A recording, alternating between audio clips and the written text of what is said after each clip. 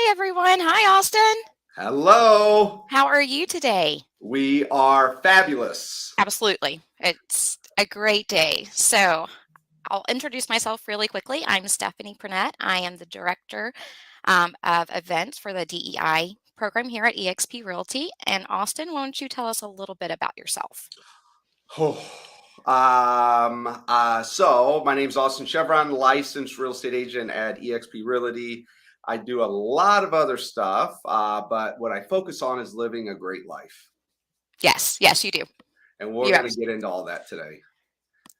So, I So, have asked Austin here to explain his methods and everything that he has done to achieve the level of success that he has. He is a mentor of mine, a great friend, and co-realtor in Indiana. So we really want to talk about how to avoid burnout in real estate, and not just in real estate, but in production and in all areas of your life.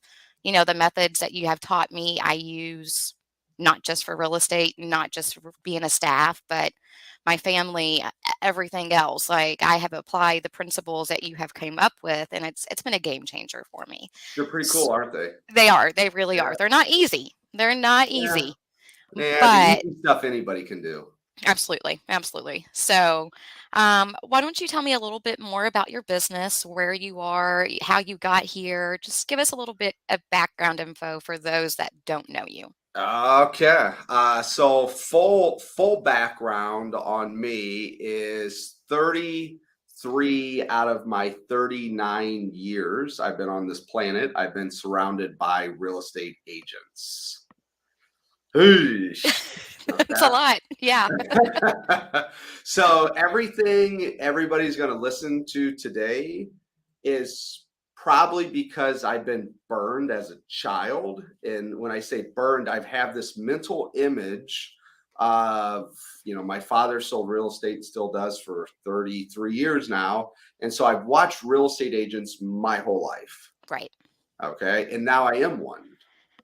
And so everything that you're going to hear is come from childhood to young adulthood to through where really I'm on my own 2 feet. And now what do you do and how do you make this? So um 15, from the age of 6 to 21, I've watched real estate agents, probably close to 500 agents over those years. My dad was the manager of the largest Coldwell banker in the nation at that time. So when I say I watched real estate agents, I wasn't like mom and pop show or a little boutique. It was at a very high level. Oh, yes, I bet. So thanks, Dad. Uh, Your dad's great, and though. and then at 21, I decided to get licensed because I didn't really have a whole lot of other hopes for my life. So I got licensed because no one would hire me. Couldn't get a job. So I was like, well, I can get a real estate license. That's pretty easy, and then I can figure out this selling thing. Well, from 21 to 25, I not only did figure it out, I put myself on welfare. That wasn't working so well for me. My wife's like, "What did we do wrong?" And I'm like, "Well, we didn't make a lot, and we spent it all." And so then from at 25, I had my first child. Said, "I will figure this out." When you have your first kid and you're not doing well, it's like it's time to grow up. It's Right. one thing to be married and not responsible, like the other person picks it up. But now when you add in a third leg, like you got to do a little bit more than what you're doing. So our vision was for my wife to stay home and raise our kids. And when you're poor, that's hard to do. So I said, we need to figure this out. And that's what I did. I just started. It's like, okay, I got the best mentor. My dad was kind of the one that would just say, "Hey, just go figure it out. Like you can watch, but you go be an adult. Like I'm not here to babysit you." Right.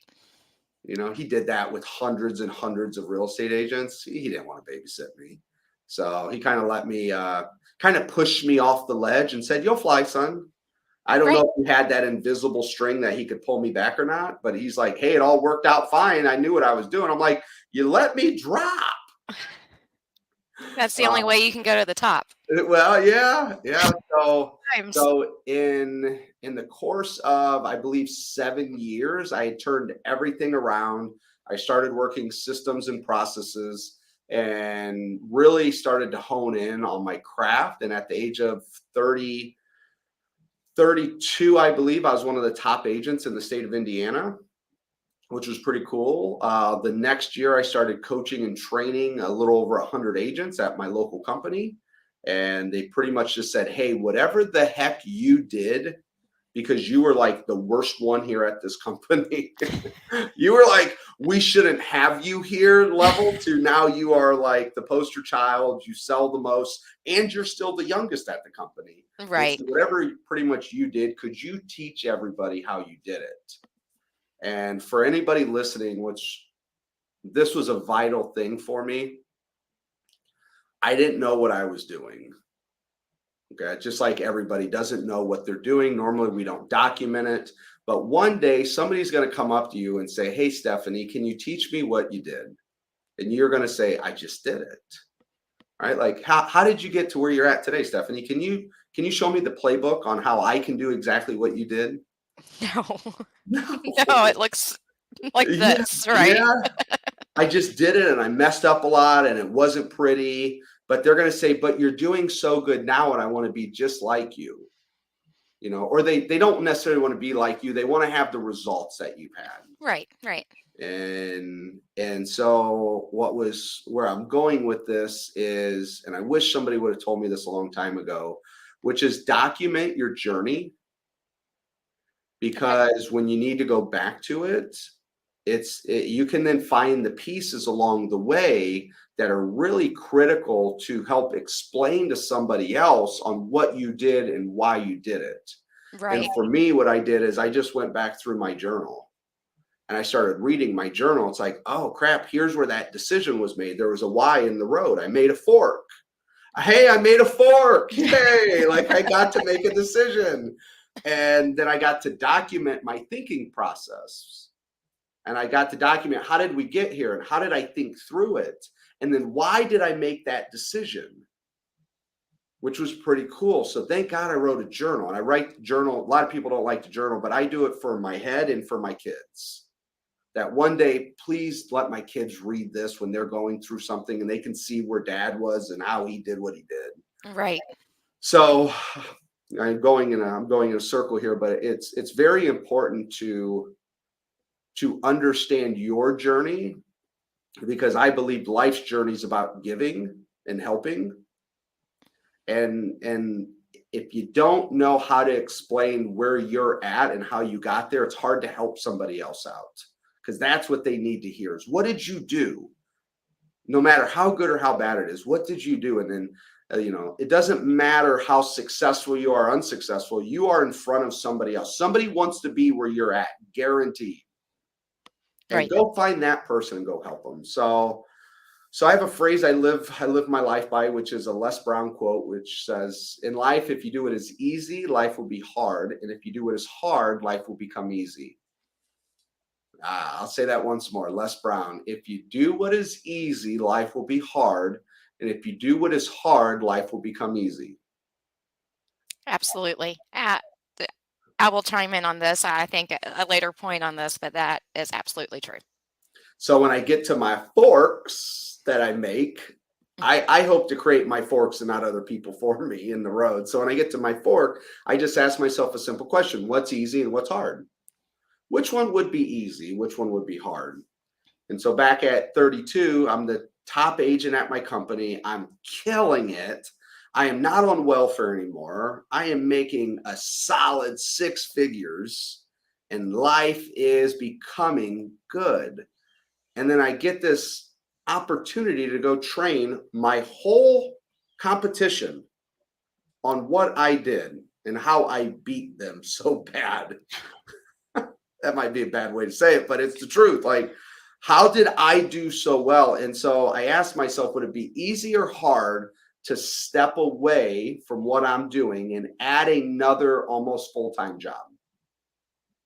Okay. And here's what's hard, Stephanie, and this is the point of this conversation today. I wasn't willing to lose my family or myself to say yes to something. Okay. Today we're talking about burnout, and I'll share with you the journey and the story and every opportunity in which I could have burned out. But what were the filters, systems, processes, visions that I had to ensure that I could continue to grow without burnout? Some agents that are listening to this are selling 10 houses a year and they're going to go to 20. Well, let me tell you, to go from 10 to 20, you're going to mess up your life.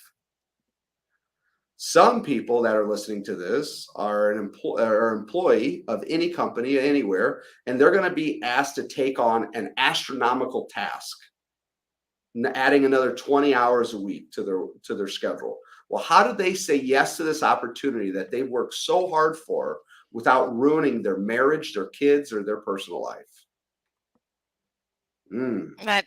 It's not easy. It's So then we have to answer that. We really have to go back and to say, Don Hobbs taught me this, and he said the purpose of a business is to support the lifestyle of the business owner. So the purpose of a business is to support the lifestyle of a business owner. And so in our job, it should support our lifestyle. Okay. And I don't know where this all stopped, but one day in the past, I think it stopped. And what happened is our job controls our life compared to our life controlling how we work. And it's really easy, especially if you're a real estate agent, just to have these opportunities that you've created, or just an opportunity that you need to stay alive, and you say yes, yes, yes, yes, and next thing you know, you're going closer to burnout, burnout, burnout, and divorce, divorce, divorce, and or I never see my kids, and then they're doing things that I don't approve of. And so one of the filters that I had in my life when I was on welfare, I told my wife, we are going to be hugely successful. And she's like, okay, but today we're not. So can you get today right, Mr. Big Vision? And I interviewed some of my clients that were very successful, and they were mostly in their 60s and 70s. And I just asked them, if you could go back and redo it, what would you do? And amazingly enough, they all said the same thing. To be with your When you family. ask smart people things and they all say the same thing, they say success leaves clues. It's the same clue. So are you going to take it in and make sure this doesn't happen to you? And the one thing they said, Stephanie, was, I wish I'd have spent more time with my family. But I did what I had to do to get to this point. They all said the same thing. And then the wives were saying, and these were mostly businessmen that were 60, 70 years old, ran and owned large companies. And their wife said, I wish he would have been home more often. I wish he would have been here. I wish he would have been with the kids. But we did what we had to do. And what started to hit me was these people lived through the Depression, was really instilled in their generation. Okay. And they lost everything. They've hustled, they've done. And so they had that. So I just said, okay, I understand what your parents taught you and what maybe you lived through. But if I could do it any way I wanted to do, how would I do that? And I took all these filters and I put them in, and I came up with 3 rules right out of the gate. Home for dinner every night at 5 o'clock. Every night. That's After tough as a dinner. real estate agent. It's actually really easy. Right. But it's tough, but it's easy. Once you get there. You just have to make a decision. That's all it is. You just got to make a decision. And know your worth, and let your clients know that you are worthy of what you say you are. Like, you have to make a decision on what you value more. It's just that, it's kind of that simple. What do you value more? Because if you value the business and the money, then guess what? More than likely, what I found with which watching at this point in my life, probably 1,000 to 5,000 real estate agents in my life, I've watched them. Let me tell you, if you value the business and the money more, you probably won't have anything after 30 years. You just probably won't have anything, because that stuff doesn't pay what you think it should. It just doesn't. It's like an empty hole that never gets filled. Yeah. Okay. So number two. Oh, number two. Oh, number two was on Fridays after dinner at 5, no appointments. Why? Because I could. It's my life. Like, make sure that the business serves the life. And then number three, if you haven't cringed, if our audience hasn't cringed and silenced me out yet, they will after this. No appointments on Sundays. Oh, no appointments on Sundays. Why? Because why would I want to? Like, if I could make whatever I wanted, I want to kick butt and in business and in life. So for the last 13 years since I was on welfare, that's been what I've done. And what was funny when I made this, the people closest to me were proud of me. Okay. Right. The people who were in charge of me, managers, owners, whatever, they said, you can't do that. That's not how this industry works. And I'm like, well, you might be the problem. No Right. offense to everybody, 98% of everybody here listening, that's a licensed agent. Like, I wanted to create what I wanted to create for my lifestyle so I could have the best of both worlds, not just the one that's hollow, which is business and finances. Like, I get they're important, but those things really are here to serve the lifestyle and who you want to be and what you want to give. And most people work towards retirement. Why? Because they want to be done with this and they want to do this. They want to be done with the business. Absolutely. And Yeah. so there's a transition period. And when I look at life, one of the things that I've done is I have a big focus of where's everything going. Okay. When you get to the end of your life, you spend all your money to get time back. You're like, keep me alive one more day. I'll give you whatever it costs me. Surgeries, whatever. Keep me alive one more day. I've seen it firsthand. Absolutely. There's no stronger will than the will to live. So going backwards from that, Stephanie, if I know that's where we're going to end up one day, okay, then I believe life truly starts to being able to be lived when I can then pull back as close to my reality today as possible. Okay. And then if I can pull that thought process back to say, how can I give my money away today for me to be able to live today? And if I know that's where I'm going, the quicker I can get there, the more fulfilled my life will be. How do we get there? It's really tough. That's the hard part, right? Yeah, but we know that, and we know in the beginning we trade our money, we trade our time for money, and in the end of our life we trade our money for time. It's the opposite. And so if I can then take the end of my life and then take it closer to where I'm at today, as close as I can pull that thing, I believe I can start to truly live a better life today. And so how do we avoid burnout? We create rules in our life. This is my favorite part. We create some rules. So Right. yeah, so there's a little story I'll take you guys around. What I've given you a lot there, Stephanie. What are you thinking right now? It's true. As a single mom, I was more about making the money initially. Like, what can I provide for my kids? I need to give them a better start than what I had. Like, that was my why. You need or you want? I wanted to at the time when I got into real estate. I don't need that anymore. They have a better start, and now I'm missing my time with them. My kids are 12 and 19. They're growing up so quickly. My daughter doesn't live here. She lives with a roommate. Yeah. And then my son, he's a 12-year-old boy. Like, there's not that connection anymore. My baby's all grown up, and now I feel like I am trying to pull back this time that I have given up with my family to get to where I am today.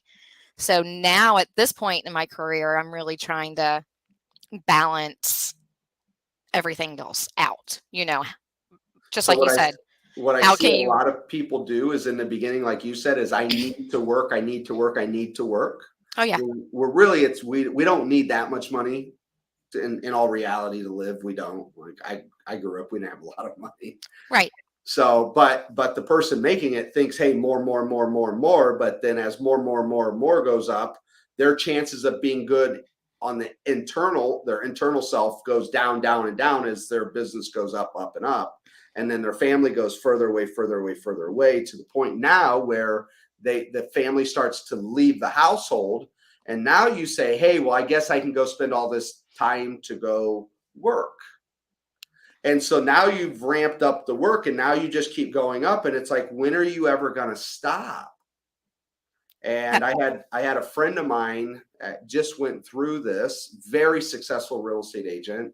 And I was working with her on this whole thing, which is burnout. Right. And she's like, Austin, my kids are now going away. They're a little bit older. I have the chance now. I really, really want to pump in to my business. I'm like, you're one of the top agents in Colorado. Like, what do you mean?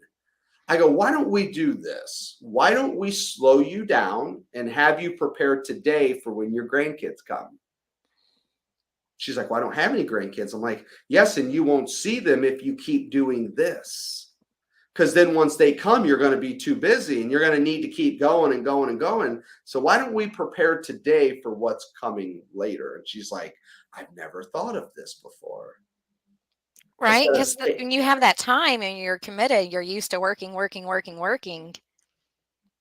It's hard to see the bigger picture sometimes. so when we use the word burnout, when we use the word vision, when we look at our life, I don't think any of us have the grand scale of life of working 60 hours a week. Like I don't see, and or I've never heard anybody say this is my ultimate goal in my life is to just work, work, work, work, work. No. And but yet that's where we all go. And then normally we all like me last year, they thought I had a stroke because they said I spent a whole day in the emergency room. Something was not right. I can tell you that this thing started to shut down on me, and $45,000 later, and every test they had, they told me that I was too stressed. I'm like, stress? What are you talking about? Stress? They're like, how many companies do you run again? I'm like, 7. They're like, see, it's right there. I'm like, but they're all doing good. They're like, no, no, you're pretty stressed. Maybe you should chill out a little bit. And I'm like, I thought I was chill. So it goes back to when and I'll keep using that word burnout because that's the topic here is how to avoid it. Right. Is even if you think you're doing good, maybe you're not doing so well. Maybe, and for me, my body literally shut me down for about a month, kind of smacked me in the back of the head to say, hey, even though you think you know what you're doing, you don't. Even though you drew these lines and you created a nice box on how you're going to live your life, it's time to upgrade that. Your body needs it now, not just your family. Now you need it. Right.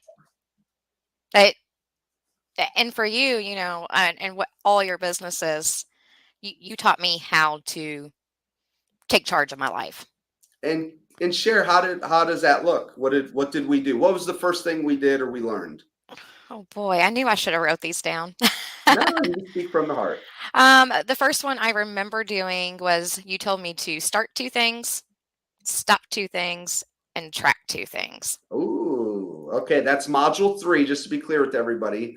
That's Okay. module 3 of our agent success program. So we have a whole program designed to help with this. And so Stephanie's going into our third module, which is habits. And You we want talked about starting 2, stopping 2, and tracking 2.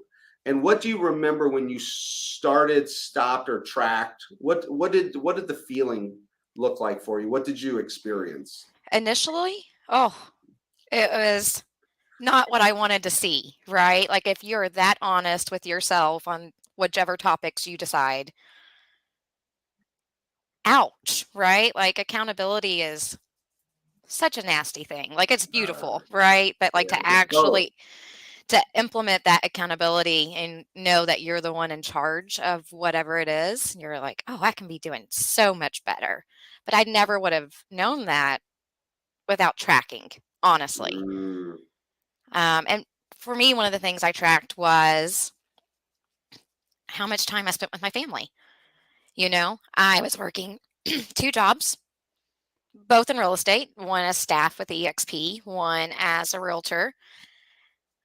And it got overwhelming, and I had to figure out how to leverage my time better to see how many hours I actually put on the clock. mm, That was one big thing because I noticed, my kids, like I said, my kids are getting older. I want to get as much time with them as I can. And when you have teenagers, that's not so easy. So that was one thing. I tried to quit smoking originally. I know, bad habit. And we'll get into that next module, but like when we go into finances a little bit later, like how much money I spent on these bad habits that I had, mm. I didn't have to work so hard if I could track what I was doing, right? Like if I was better at spending my money, then I wouldn't have had to work as hard in the first place. Ah, I don't remember which one that was, but that's module 5. module 5. Okay, Yeah, so it led me financial to that system. one. So module 4 is Lead generation. lead generation. Okay. Mm, it's funny when you talked about tracking your time. In 2016, when I was at the pinnacle of my real estate sales career, I closed just under 90 homes that year. And my business was always by referral, by sphere. I never bought an internet lead. I never will. Just I not haven't either. not my style. Nothing wrong with it. It's just not the lifestyle I was looking for. I mean, my phone has been on silent with no vibrate for 13 years. I can't imagine somebody calling me and then I have to answer this. No way. Like, that's not the lifestyle I want. It's more like, hey, you can call me, but just to let you know, I'll get back to you when I get back to you. And that's how my business runs. And everyone gave me all the awards, all the congratulations, must be nice, you got lucky, you can go a whole handful of things there. um, what they didn't know and is that, and there's a phrase that says, compete at a level in which your competition doesn't know exist. Yeah, I'm giving you a lot of my filters and how I make decisions. And it says compete at a level in which your competition doesn't know exist. And over the years, I've gotten texts from my competitors say, how are you doing this? And what they see and what they think they see is they see my sales and they're like, wow, you're doing really good. Our real estate team closed over 500 deals last year. Wow, you guys are doing good. Okay. What they didn't know when I closed 88 deals is that I averaged 38 hours a week. My competitors that were closing near to 100 homes a year were working 80 hours a week. Okay. Compete at a level in which your competition doesn't know exist. And so to do that, you have to work on systems and processes. You have to really focus on yourself too. Because if you can't manage this in your family and your personal life, or as I said, my brain couldn't manage the amount of production I was putting out. Then it's all short, it's all temporary, and it's really nothing. It's unstable. It's going to fall over. It's going to break. And so I always made sure when I worked hard, I didn't cheat and work a lot of extra hours. And don't get me wrong, to be a serial entrepreneur who has a lot of, I hate to use the word success because it's not success, but it's appearance of success because we sell a lot and we help a lot of people. Like, the back end of that, of my lifestyle, is far more important and far sexier of a goal to take 12 weeks off a year. It's that Okay. freedom, right? It's I it, think for me, that's what I've learned success is. It's that freedom to live your life in the way that you want, and maybe a lot of other people hasn't had the opportunity to do or hasn't created it for themselves it's just yet. a choice. Remember when you used the word need and I changed it to want? Mhm. What I wanted to do was for you to take ownership in what it really was. Because when we say the word need, it's almost like it's out of our control. We're just doing it because it's required. Okay. It's like paying taxes is a need. I need to pay taxes. That's correct. It could Yes. still be a choice too, but it's definitely not the right choice not to. Okay. How much we work is a conscious choice we make. In our module 7, I train on time. And That was a tough module. I mean, you want to talk about breaking something so complex, and I try to make it in its simplest form. Why? Because I work with real estate agents.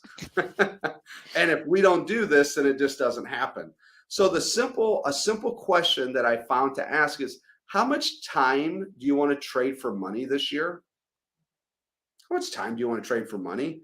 Is it 40 hours a week? Is it 60 hours a week? Is it 2,000 hours a year? And I found no one knows how to really answer that question. No one ever really has. They don't know. They don't have a North Star that they're trying to shoot for. And because of it, we don't know if we're on track or if we're off track. We don't know if we're doing good for our life. And can you really determine how much you want to work? Some people, some of our clients, when I ask them, they're like, I want to work 80 hours. I'm like, why? They're like, because this moment of my life, I have such great opportunities. My family's in a good place. I'm in a transition. It's a season and I want to grind. And I'm like, okay, when are you coming out of it?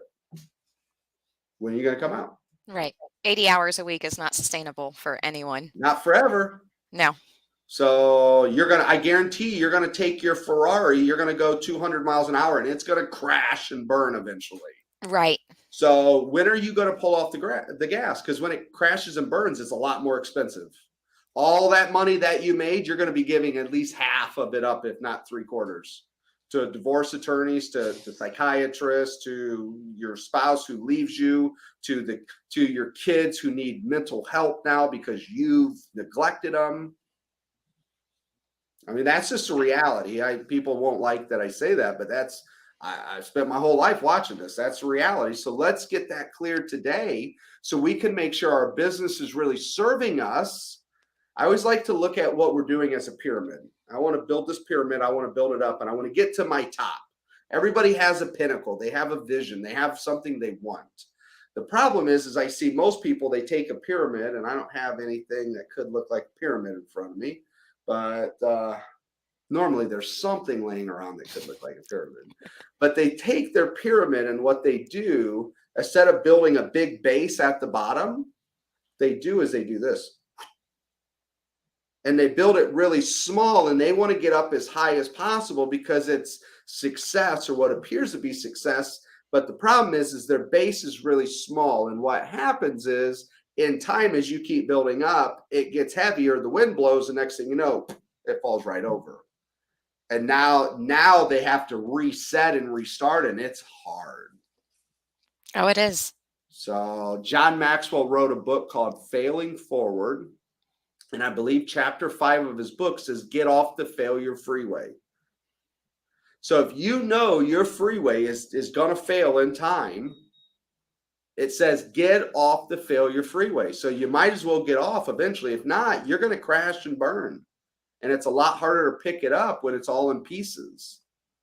And so pick your car up right now, go put it on another highway that really more supports your lifestyle, supports what you want, supports who you are. Maybe it's not as sexy, maybe it's not as big, but you can remove some pieces around while you still have them all. Get on another freeway that takes you to where you're trying to get to. And so that's a John. I love reading John Maxwell stuff.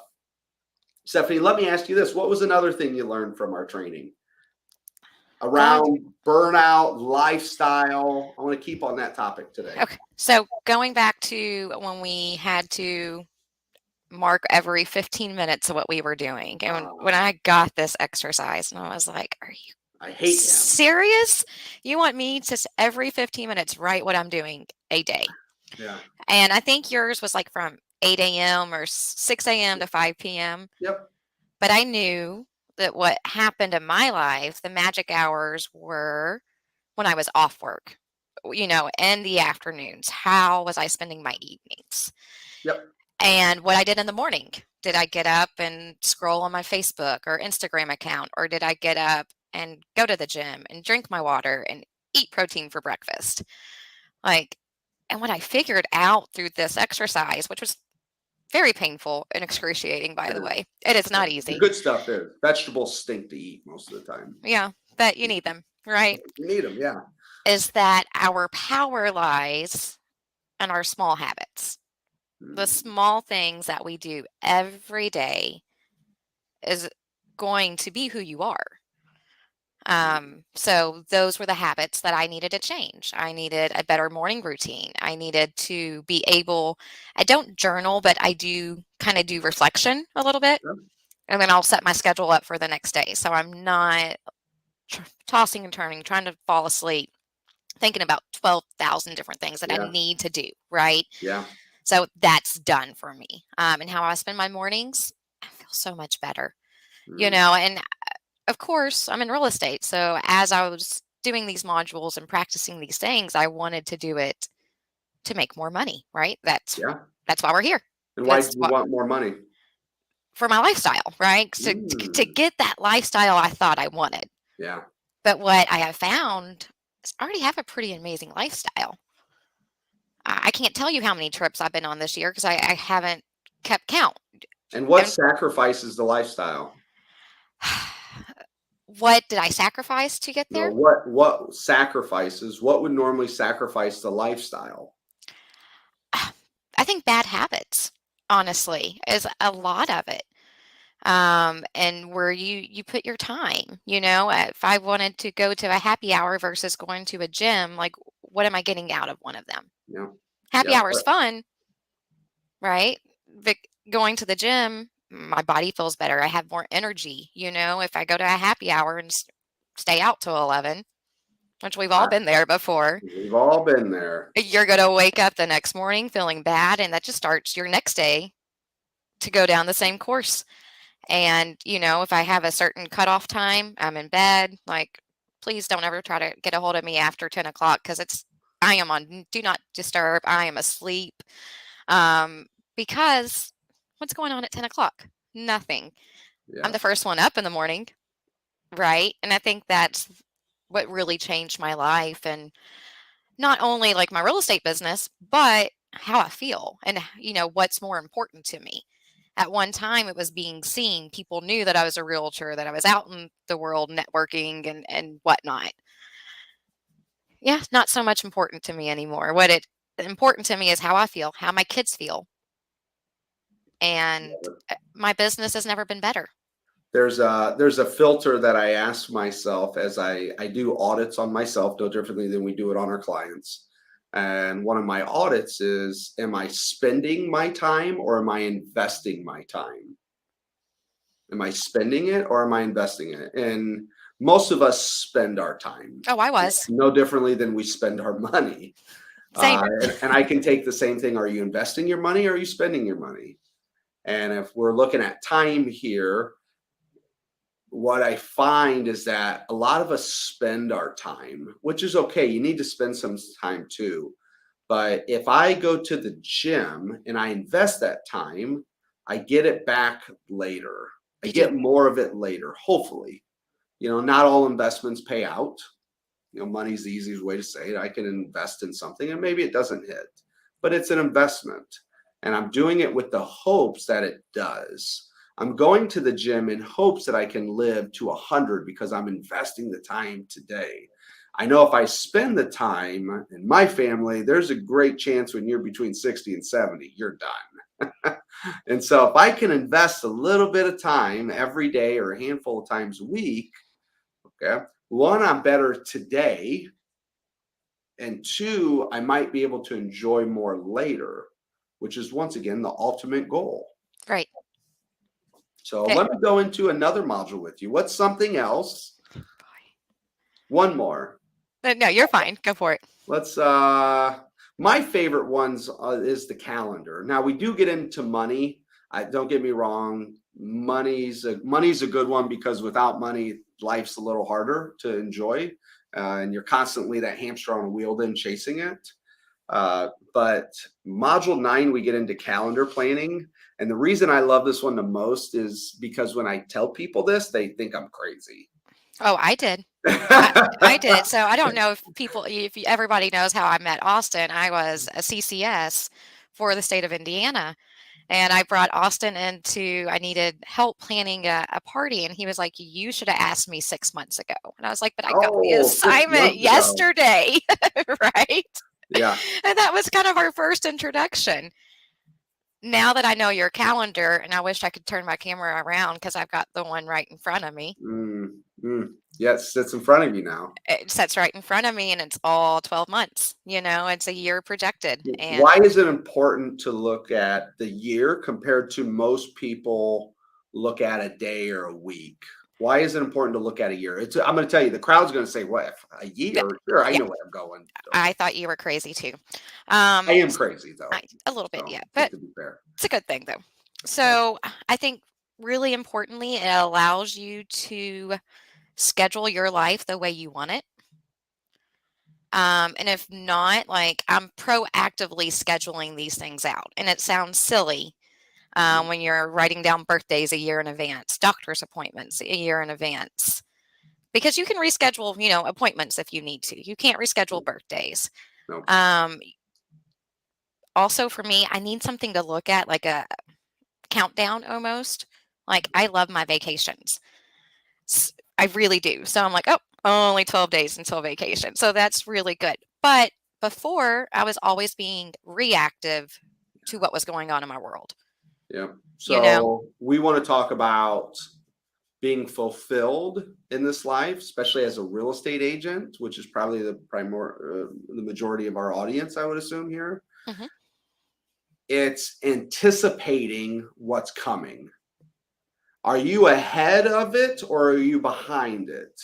And when you're behind it, you have what's called urgency because things get thrown at you and you have to adjust.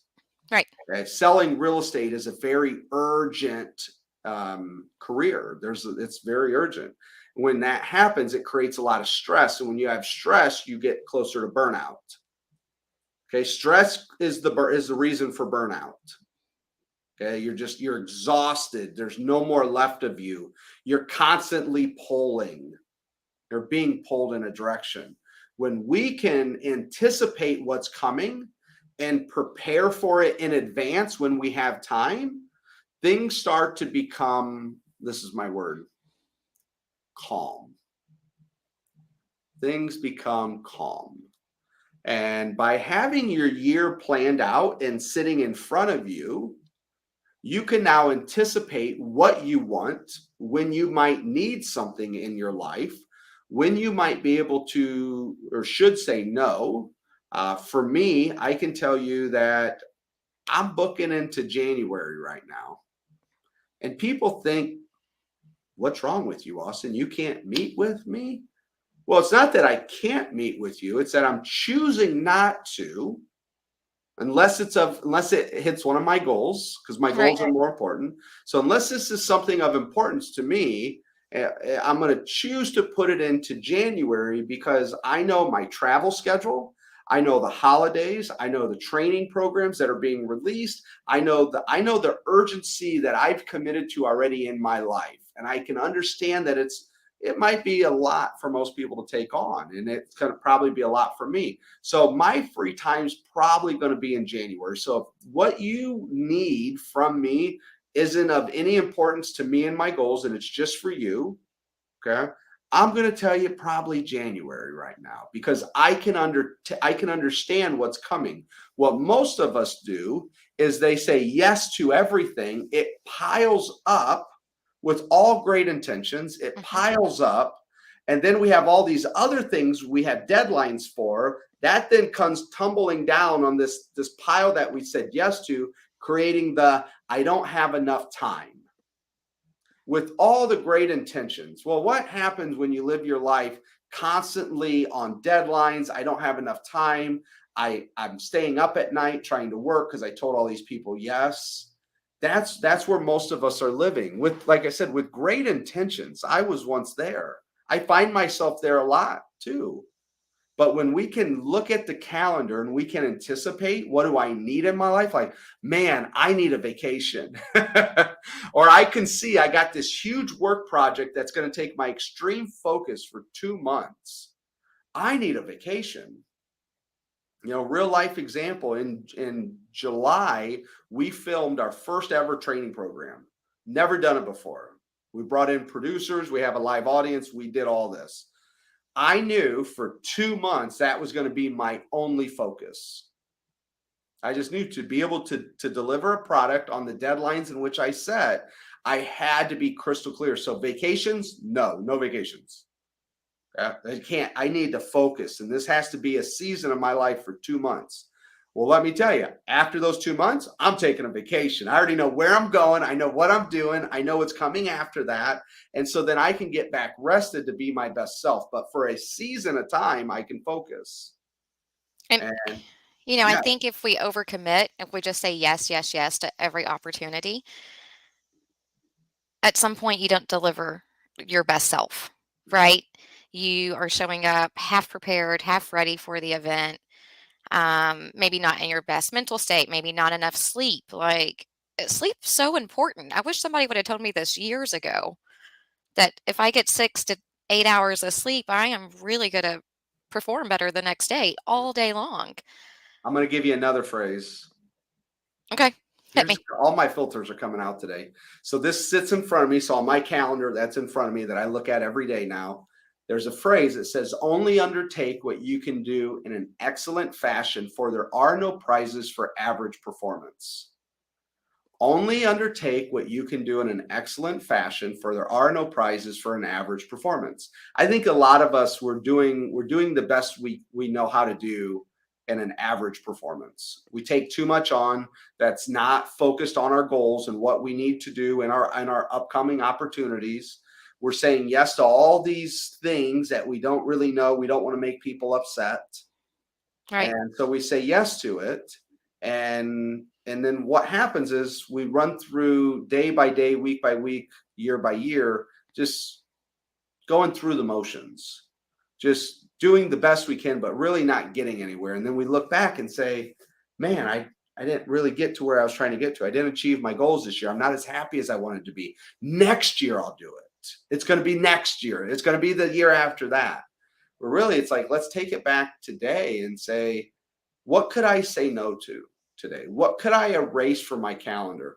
What commitments could I get rid of that aren't serving my goals, but I said yes to them 18 months ago and they're still in my calendar? They're still taking up space. What things am I spending my money on that aren't serving me anymore to where I'm trying to get to?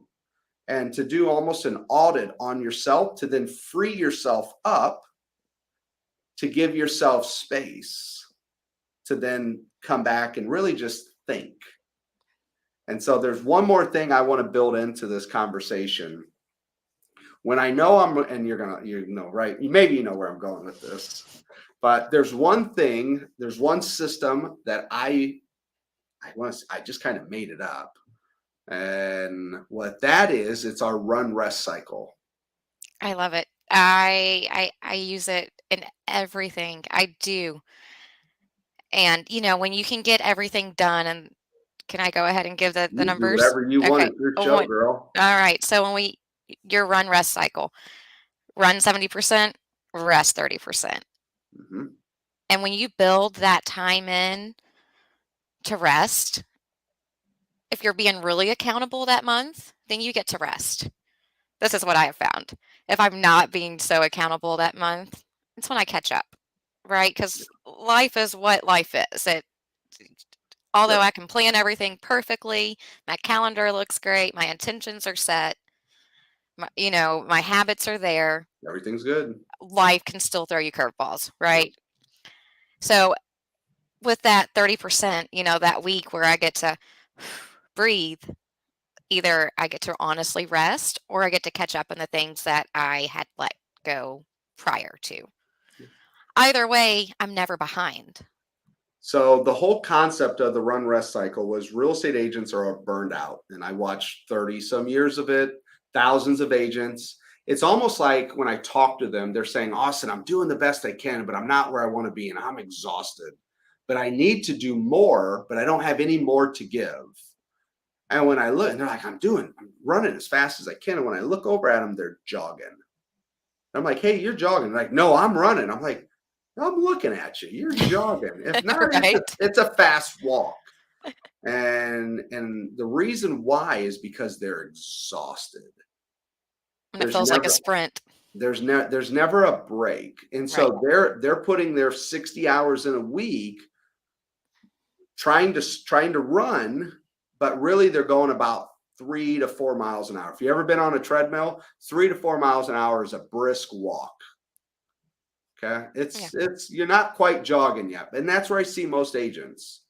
And they're trying with all great intentions. The reason why is they're exhausted. And what I found was that if I rest, I was being interviewed 7 years ago, and somebody asked me like, well, how do you sell so many homes? I'm like, well, I take a week off a month. And they're like, no, you didn't hear the question. They kind of laughed at me because it's the opposite of what they were thinking. And I'm Right. like, yeah, I take a week off a month. They're like, no, you didn't hear the question. And I just stopped, and I'm a pretty direct guy. And I said, no, I don't think you listened to my answer. And we paused, and he goes, explain. I said, here's what I found. If I take a break, okay, and the break can be a lot of different things, but if I take a break 1 week a month, and I go run for 3 weeks and take a break 1 week a month, those 3 weeks that I run that I can sprint for a lot of different reasons, I run laps around the people working 4 weeks a month, laps around them. Okay. Not only do I run laps around them, I'm a lot happier. I get more done. I'm more satisfied. My family's happier. My personal life's better. I get to travel the world. I get to see things. I get to go play around in my backyard, let's say. I get to do all the things that I really want to do because I'm rested. No differently than your sleep every night. Right. It's it, And it's so important to be able to take that time off and reset and enjoy your life. We have one yeah, life, and I think I see a lot of people like, well, when I get older, I can do this, and I'm like, maybe, maybe maybe. if we're lucky, But you what if know. we could get both? What if we could do them both now? Right. And that's really been my focus is how do I run really successful companies that have a great impact in the world, a great impact on the people's lives that I work with? How do we do that? But how also do we get the life today? I've had a tragic death in my family. My mother died when I was 16, and I saw it. I saw it taken away like that in a Hmm. moment's notice. And so I woke up to say, how do I get both? And if I only got one, I'm going to get my life, because that's the most important. Why would you mine for bronze if there was gold right next to it? I have Why are no you idea who mining for the said this bronze? quote, but I think you'll like it. It says, "We have two lives. The second begins when we realize we only have one." Hmm. Hmm. And I really liked, yeah, I lost my sister. She was 38 when she passed, and I was her younger sister. And I think that was something that always resonated with me, that, oh my gosh, like life it can be really short. And but that's something I kind of live my life by. Like it, So I tried to be the example for people that you can get both. Like yeah. there is a success story where you can truly get both. You can be home every night for dinner at 5 o'clock. You don't have to schedule appointments on Friday after 5. You don't have to schedule appointments on Sundays at all. You can turn this thing on silent with no vibrate and it never rings. And I did that in my career and I still do it.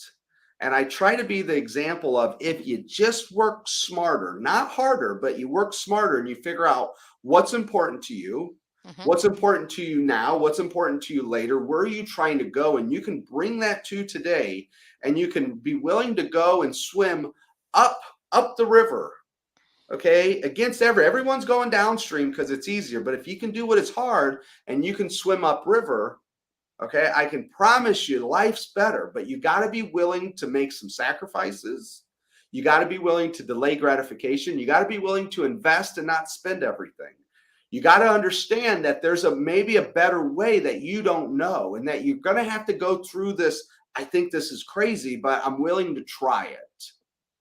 And I just wanted to be the example. I wanted to be the guy that changes things from what my father gave me a heck of an opportunity in my career. He set my dad is one of the best real estate agents with the best integrity that anybody's ever known. But I didn't want to be the guy that 33 years in was still selling real estate. I wanted to say, hey, this career can give you another opportunity in life.